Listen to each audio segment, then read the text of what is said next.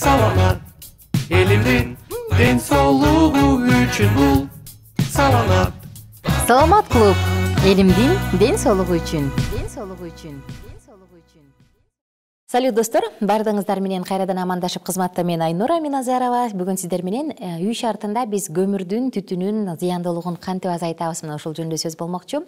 Баарыбызга маалым, акыркы бир нече жылдардан бери биз Бишкек шаары дүйнөдөгү эң ири шаарлардын ичинен аба ырайы жагынан ГИР деген номер 1ге чыктык. Номер 1ге албетте бул бизди өкүндүрөт. Анда эгерде мамлекет тарабынан конкреттүү чечимдер чыккан чакты жөнөкөй эл, жалпы калк өзүнүн ден соолугун кантип коргой алат? Келиңиздер бүгүн ушул жөнүндө сөз кылалы. Анан бүгүн төрүбүздө коногубуз бар. Эколог, илимий кызматкер, айлана чөйрөнү коргоонун отличниги Айгүл Жаманаковна. Саламатсызбы? Иштериңиз жакшыбы? Жакшы келип алдыңызбы? Рахмат.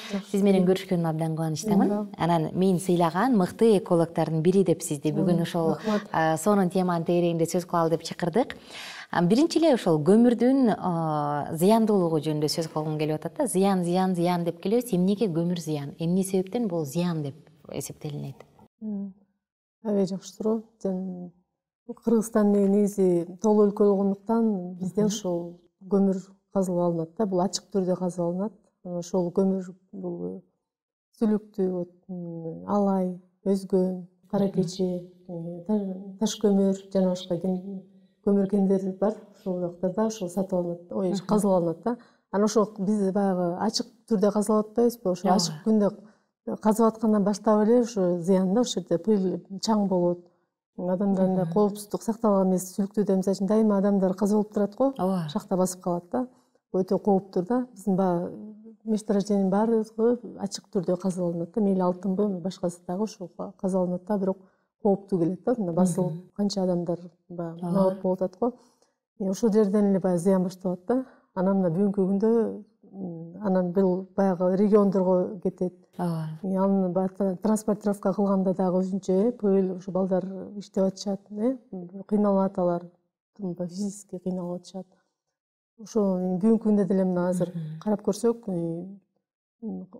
Кызыл Аскерден Кара Балтага чейин жолдун жээгинде капта көмүр сатып отурабыз, бардыгыбыз. Бул жагы чыгышы да ошондой. Бул эми баягы низкий уровень дегенди түшүндүрөт да. Ошого биз экономиканын аябай түшүп кеткендигинен кабар берет да. Ошо калкты ушу жакшынакай бир кампада бере алган жокпуз да, сатыпчы. Ошо ар ким өзүнчө баягы өз анча менчик кылып атат да. Бул ушу жана башка да. Андан тышкары көмүр өзү баягы түзүлүшүнөн эле бул зыяндуу да. Бул ошо туруктуу зыяндуу элементтерден турат. Бул ошо мышьяк, күкүрттүн кошулмасы, азоттун кошулмасы, фосфор дейт, углероддун кошулмасы, көмүртектин. Бунун баардыгы адамдарга, өсүмдүктөргө, айлана чөйрөгө бул зыян болуп эсептелет да. Биз мурунку бир подкасттарда сөз кылганда мамлекеттик деңгээлде чечилиши керек деп айтып кеттиңиз эле да. Анан көмүрдүн түрлөрүн да санап бербедиңизби? Көмүрдү алып атканда эмнесине карап алышыбыз керек? Эгерде бизде газ, көгүлтүр отту колдонгонго мүмкүнчүлүк жок болсо, электр жаалары чектелүү болсо, анда кайсы көмүрдү алсак биз үчүн коопсузураак болот, бир аз болсо дагы?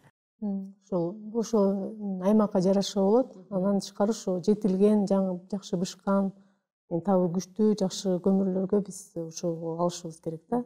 Ошо баасына карабай, ушундай алышып, ошо адамдар өзү ыраазы болуп, жылуу үйдө болуп, түтөбөй, аны кайра гүлү көп чыкпай, ушундай бир жакшы күйүп кетиши керек турбайбы? Күйүп кетиши керек, сразу күйүп, түтөп болбойт да. Сыртыраак жактан келген көмүрлөр бар го, тим эле табы укмуш, анан күйүп кеткен.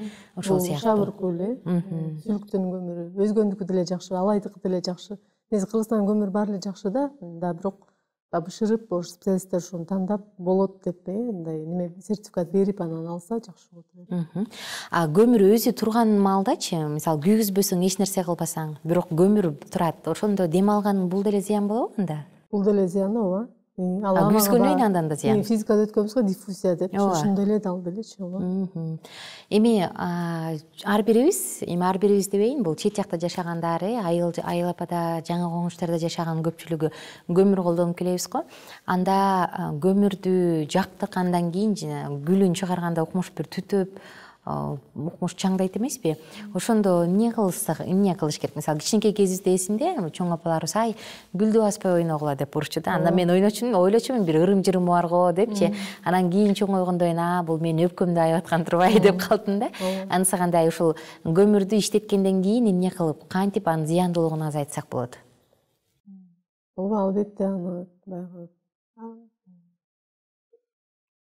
баягы неме боюнча да аккуратно деп коет го, ошондой алып, же болбосо өз алдынча комната кылып, ошондой топка деп азыр топка деп, ошондой комната кылып, же болбосо андай болбой, баягы үйдүн ичинде болсо анда ар кандай кожойкелер өзүнүн чыгармачылыгына жараша ошол чаңдатпай алып кетиш керек. Ушундай иштерди кылыш керек. Мисалы мен уктум эле да, биздей марлени сулап чаканын үстүнө жаап, анан улам калак менен салып аткан сайын ачып туруп салам, ошондо пыр чыкпайт, үй да таза болот депчи. Мен ойлоп калдым, элдердин өздөрүнүн ушундай бир ыкмалары окшойт, ылайыкташып алгандары деп. Бул деле кичине бир аз болсо дагы. Ооба, кичине болсо дагы. Анан маска тагынып алса болот, бет кап тагынып алса болот. Өзү эгер кээ бирде адамдар суроо берип калышпайбы, ушундай көмүр жагып эле анан тамагым ычып атат. Ушундай болуп калды депчи. Ооба. Ушундай. Маска тагын алып, жагып атканда да, чыгарып атканда дагы. Адамдар өзүнүн баягы чыгармачылыгы боюнча бир эле чыгармачылык адамдар иштебестен ошо карапайым адам деле өзүнүн үйүндө чыгармачылыгы менен жашаса болот да. Гүл жөнүндө айтып берсеңиз, гүлү каяка төгүш керек, кандай төгүлүшү керек? Гүлдү дагы ошо туура илимде туура утилизация деп коет, утилизация кылганды билиш керек, мындай алыс төгүш керек. Анан бул баягы калдык болуп эсептелет да, баягы көмүрдөн чыккан бул таштанды да. Ошондуктан ошо огородун четине же болбосо талаага адам баспаган жакка алып барып төгүп, кайра балдар ойноп кетпесин же адамдар басып дагы ар кандай ушундай болбосун, шамал аркылуу учпасын дегендей ар кандай коопсуздуктардан сактап үйдөн алыс. Үйдөн алыс төгүш керек да. Эми кийинки суроо, мисалы баарыбыз билебиз, жашыл өсүмдүктөр абаны тазалайт деп, ушундай ыкмалар менен бир аз болсо дагы түтүндүн, көмүрдүн зыяндуулугун азайта алабызбы? Мисалы үйдө үй өсүмдүктөрүн өстүрүп, эшикте да кандайдыр бир дарактарды, бадалдарды өстүрүп дегендей, кандай өсүмдүктөрдү өстүрүү сунушталат? Алар жардам береби бизге? Ооба, жардам берет. Бул негизи жашыл өсүмдүктөр бул баягы өзү эле айтып кычкылтекти бөлүп чыгарып, анан көмүртекти соруп алат деп. Өзгөчө бул ошол көмүргө байланыштуу. Мисалы биз үйдө от жаксак же башка күндө эле ар бир ушу комнатанын бөлмөнүн өзүнө тиешелүү гүлдөрдү өстүрүп, анан өзгөчө ошо кухняга же өз дайыма отурган үйгө, залга деп кой, ошондо жакшы өсүмдүктөрдү өстүрүп, бул фикус өсүмдүктөрүн өстүрүш керек, геранды өстүрүш керек, дайыма. Ошо анын түрү көп, геранын түрү көп. Ошондой эле чаңды аябай жакшы жуткан, кайра жакшы кычкылтек берген бул атыркүл деп коет. Бул да аябай чоң болуп өсөт, анан жакшы болот. Анан чыкарып хлорофитум дейт, ошол өсүмдүктөрдү өстүрсөк болот экен. Алойдун түрлөрүн өстүрсөк болот экен. Комнатная мята дейт, бул өстүрүм. Бегонияны өстүрсөк болот экен. Ар кандай цитрусовый өсүмдүктөрдү өстүрсөк болот экен. Мисалы лимон алып атпайбызбы же башка ушундай, ошондой эле бул үйдүн өсүмдүктөрү. Анан мен айтпай кеткендер да көп, үйдө өсүмдүктөр. Анан жанагы кайнененин тили деп коет. Бул аябай узун болгон пайдалуу дагы да, адам мисалы териси сыйрылып кетсе, аны ороп койсо, бул өзүнчө бака жалбырактын ордун бул басат да. Анан жана башка да. Ошондой эле эшигибиздин алдына мисалы розалардын түрлөрүн өстүрүп, дагы экинчи катардагы гүл, ярустагы гүлдөр деп коет, ошолорду өстүрсөк жакшы болот. Бадалдардан сиренди өстүрүп, акация гүлдөрүн өстүрүп, ошондой эле бул карагайдын баардык түрү бул жакшы да. Бул өтө баягы кычкылтекти бөлүп чыгарып, көмүртекти соруп алган, бул мындай өзү сиңирип алган, өзүнүн аябай жакшы касиеттери бар өсүмдүк болуп эсептелет. Пихта, көк пихта, бул да жакшы. Арча, арчаны корого тигип кой, жакшы. Ине жалбырак тууралуу. Ине жалбырак токойлор бул аябай немени жакшы берет да, кычкылтекти, абаны тазалайт. Шаарда болсо эмен дарактарын көп өстүрүш керек. Эмен ушул атайын ушул баягы промышленность жерлер, баягы өнөр жайы көп жерлерде, же болбосо шаарларда ушу эмен колдонулат көбүнчөчү. Жана башка ак кайың көп да негизичи. Рахмат. Биздин убактыбыз соңуна келип калды. Сизге чоң рахмат сонун кеңешиңиз үчүн. Биз болсо катталуучуларыбыз менен коштошобуз. Кийинки подкасттан кайрадан амандашканча. Бул саламат эл элимдин ден соолугу үчүн бул саламат. Саламат клуб элимдин ден соолугу үчүн.